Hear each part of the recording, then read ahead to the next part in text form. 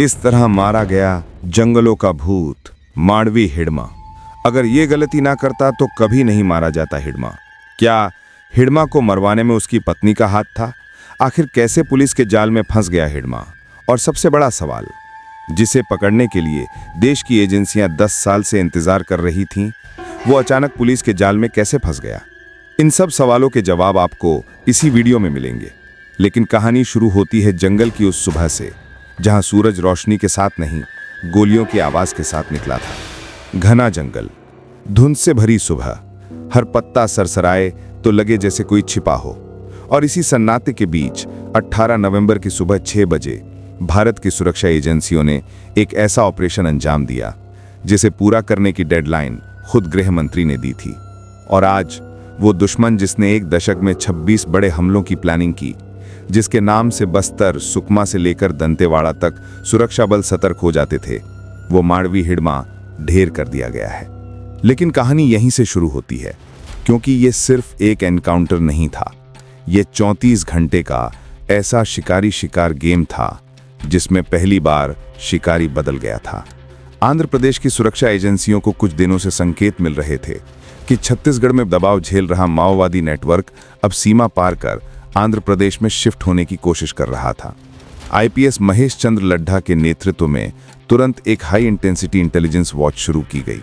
Police के मुखबिर लगातार हिडमा की मुखबिरी कर रहे थे। इसके बाद भी पुलिस के लिए यह काम बिल्कुल आसान नहीं था। लेकिन हिडमा को पकड़ना आसान क्यों नहीं था? क्योंकि जिसे आप दुश्मन कहते हैं, वो जंगल को अपनी हथेली की लकीरों की तरह जानता था।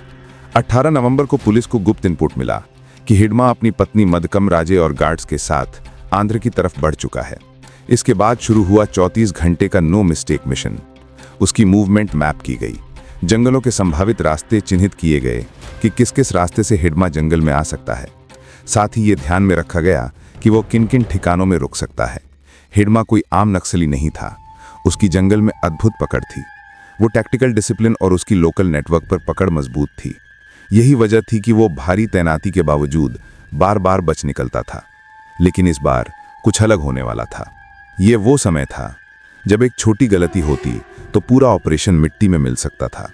17 नवंबर रात 2 बजे घना जंगल, ऊबड़ खाबड़ पहाड़ियां, संकरी पगडंडियां, यहीं पर ग्रेहाउंड कमांडोज ने मल्टी लेयर कॉर्डन लगा दिया। इस बार पहली बार जंगल माओवादियों के नहीं, सुरक्षा बलों के पक्ष में खड़ा था। 4 घंटे तक लगातार फायरिंग हुई। जंगल की खामोशी गोलियों की आवाज से फट चुकी थी। और फिर सुबह की पहली रोशनी के साथ वो दृश्य सामने आया जिसे देखने के लिए सुरक्षा एजेंसियां एक दशक से इंतजार कर रही थीं। मरेडू-मिल्ली जंगल में करीब 6-7 बजे के बीच भीषण मुठभेड़ में करीब 1 करोड़ रुपए का इनामी नक्सली मांडवी हिडमा अपनी पत्नी राजे के साथ मारा गया। हिडमा कौन था? क्यों था इतना खतरनाक?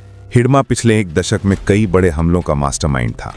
2010 का दंतेवाड़ा हमला, जिसमें 76 सीआरपीएफ के जवान शहीद हुए थे।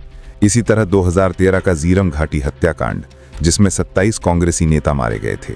2021 का सुकमा बीजापुर मुठभेड़, जिसमें 22 जवान शहीद हुए थे।